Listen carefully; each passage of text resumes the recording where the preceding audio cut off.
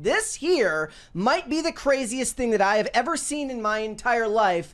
There is a box office analyst who is predicting that next year, in the year 2026, Supergirl is going to beat Spider-Man Brand New Day at the box office. I have a prediction. Oh, go for it. The person that made that prediction is a gooner.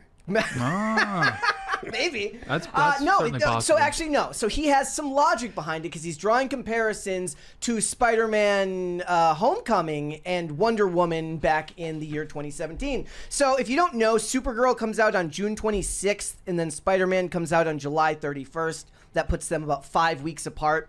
And this is similar to what happened with Wonder Woman and with Spider-Man Homecoming back in 2017, but it also kind of echoes what's going on right now with Superman and Fantastic Four, which is a Marvel property and a DC property battling it out. In this case, Superman is winning, but Wonder Woman back in 2017 ended up finishing its run with $824 million, and Spider-Man won with $880 million, but Wonder Woman won the summer. And what's funny is, like, both years, 2017 and now, both had competition from Pixar, meaning that in 2017, Cars 3 was coming out at the same time. I remember nothing about that movie.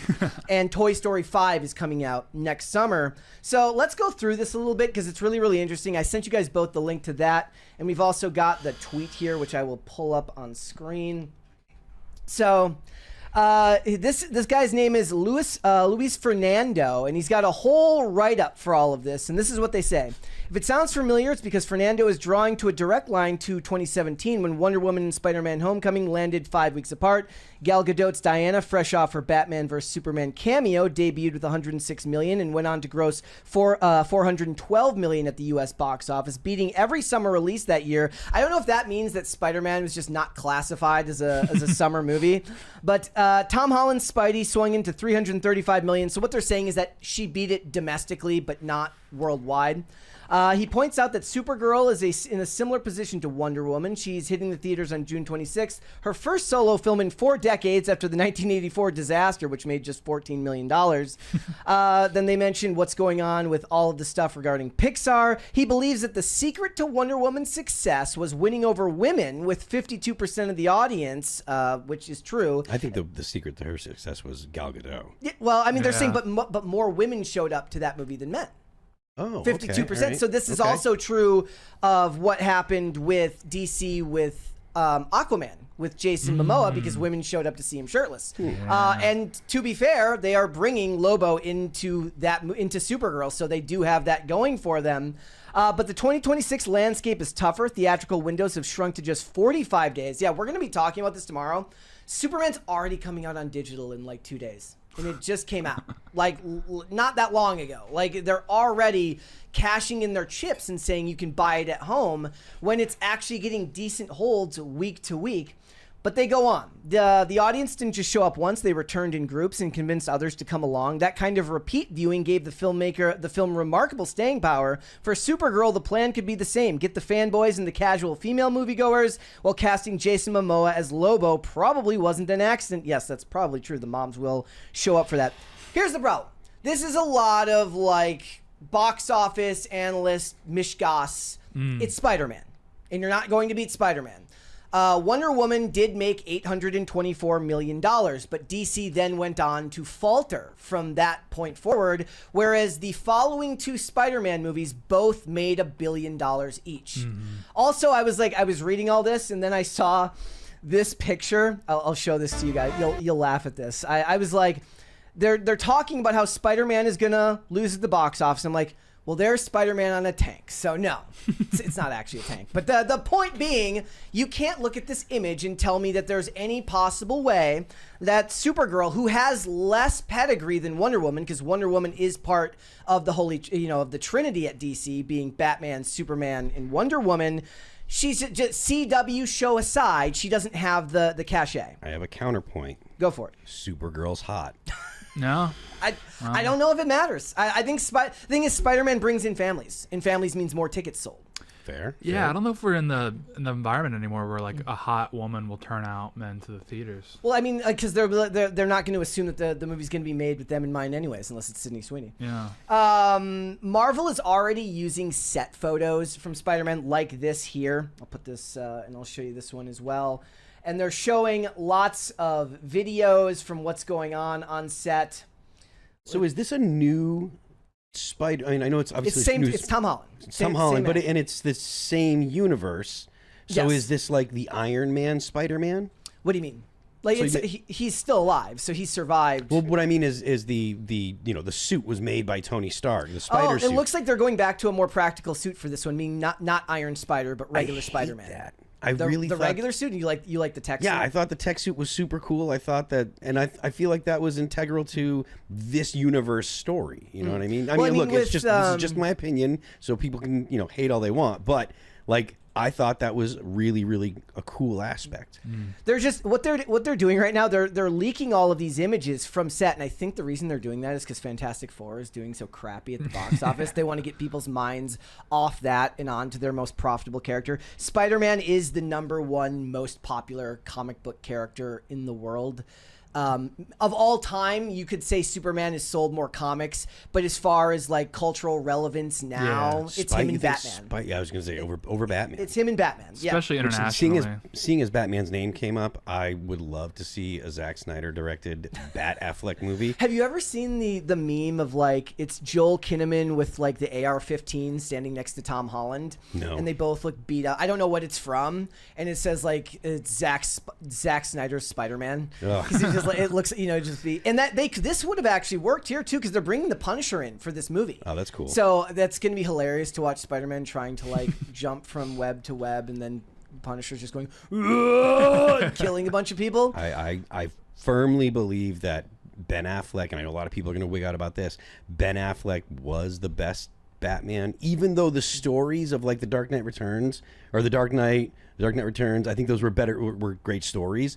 I would have loved to see Ben Affleck and kind of like the Zack Snyder like way of filming a Batman movie as the with those stories. I would think that would be great. But I'm a big Bat Affleck fan. The funny thing is like those movies. So with Superman finishing its run, it beat the Man of Steel box office internationally, but it did not beat the Man of Steel box office overall. So everybody's kind of moving the goalpost. I think we're going to talk about that later this week. I want to talk about how people are obsessed with box office numbers because people just aren't interested in the movies anymore. So they have to shift to something. We'll talk about it later this week. I mean, again, it's more interesting to talk about whether the movie does well than to talk about the movie itself. I don't care what anyone else says about when it comes to whether or not I enjoy a movie. Like if I enjoy it, I like it. And I'm a big fan of Zack Snyder's whole DC universe except for Justice League. I think that was a miss, but even still, like I thought like all the Zack Snyder stuff I thought was super cool. I enjoy every movie I ever watch. That's my problem. Like I get out and I'm like, yes. Well, you know what it is, right? Tim hates it. That's just positive energy, right? Yeah. Just exuding positive energy. It's just going. I think it's to just the no theater. media literacy. I think that's more what it is. No, don't let anybody trick you into that, man. Yeah, they're trying to trick you into saying that you have to be media literate. That's BS. You can interpret a movie however you want. 2 hours and you just get to do nothing. I'm like, yes, sounds awesome. I enjoy that. I mean, look, 3 hours if you're watching a Zack Snyder, like the Snyder cut of what is it, the Man of Steel? Yeah. Oh no, it was of Batman versus Superman. Or you gotta like awesome.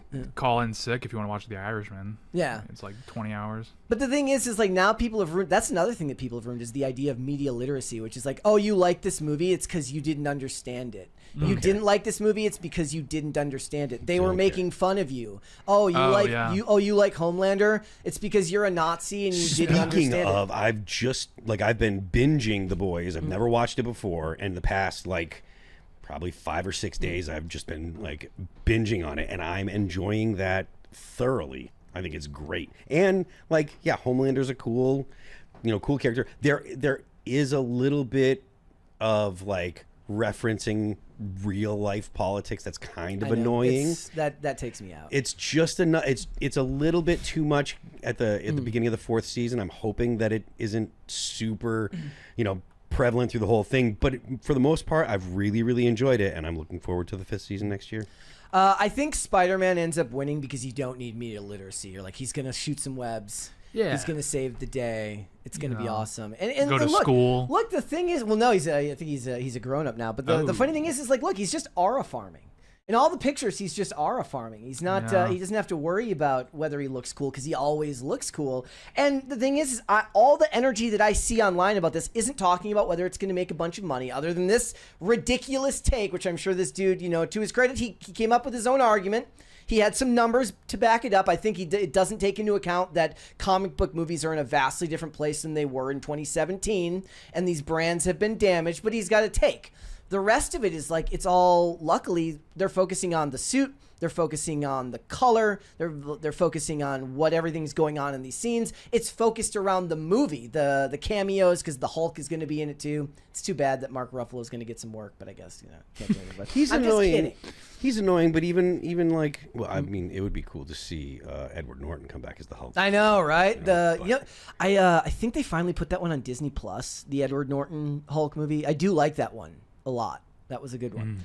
But the focus is on the film, and it's not on the box office or the casting of the actors. It's focused on the actual story, which is where actual excitement comes from, which I want to see. But I'm gonna go ahead and say it right now. I don't make a lot of like set in stone predictions, lest I ever be proven wrong. But I'm gonna go ahead and make that prediction now that he's wrong about this, and that Spider-Man is going to beat Supergirl at the box office. And Nerdrotic seemed to agree. Said Spider-Man Brand New Day, lame ass title, might make more money than James Gunn's Superman and Supergirl combined. He actually called it Superman's James Gunn, which is a slur they're using now because James Gunn makes all the advertising about him. But yes, I'm going to go ahead and guess that what's going to happen is that Spider-Man is going to destroy everybody at the box office next year, as he always does. Thanks for watching. Listen to full episodes of Pop Culture Crisis on Spotify. Keep up with us on social media and make sure you subscribe and ring that bell so you never miss the show. Bye, guys.